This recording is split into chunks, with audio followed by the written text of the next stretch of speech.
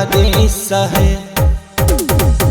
हरि घर में आए सुख शांति, अम्बे का यही आदेश है।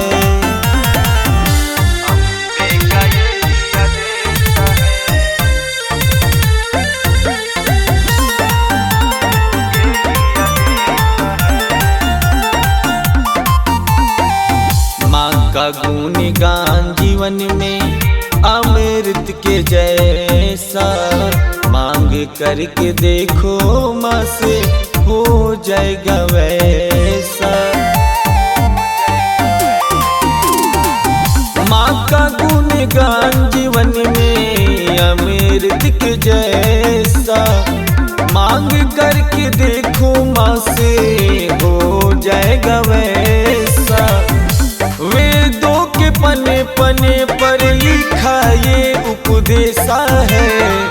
हरे घर में आए सुख शांति, अम्बे का यही आदेश है।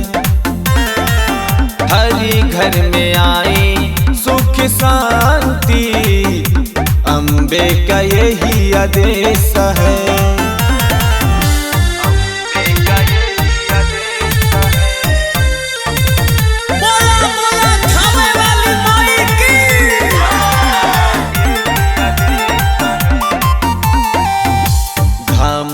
धाम माँ का सभी तो है प्यारे, मन को मोहित करते प्यारे ये नजारे।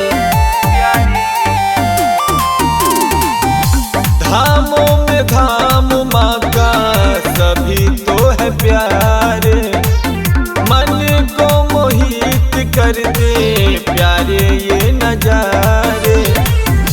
धरती के कन कन में माँ का ही अवशेषा है।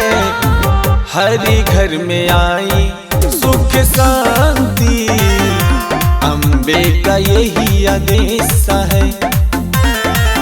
हरि घर में आई